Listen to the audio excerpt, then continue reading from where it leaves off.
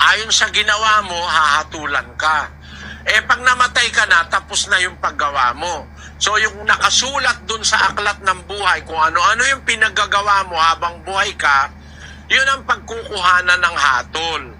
Kahit manalangin ka ng manalangin ng iba, magpamisa, araw-araw, buwan-buwan, taon-taon magpamisa, mababago mo pa ba yung nakasulat doon sa aklat ng buhay? Hindi na. Kung ano yung nakasulat na ginawa mo sa buhay mo, samantalang nabubuhay ka, hindi mapapalitan na yon. Yung ngayon ang pagbabatayan ng hatol. O ano pa magagawa ng panalangin o ng dasal? Kaya kailangan habang buhay tayo, magsamantala tayong gumawa ng kabutihan. Kasi mare-record yun. Pagdating ngayon ng paghuhukom, yung lahat ng kabutihang ginawa mo, yun ang gagantihan ng Diyos sa'yo para maging dapat ka sa Diyos o maligtas ka.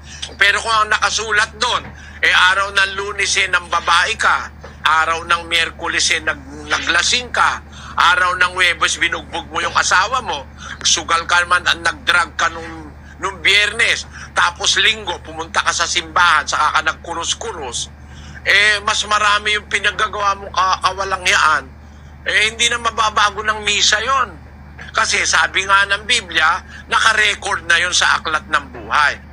Ayon sa ginawa mo, hahatulan ka.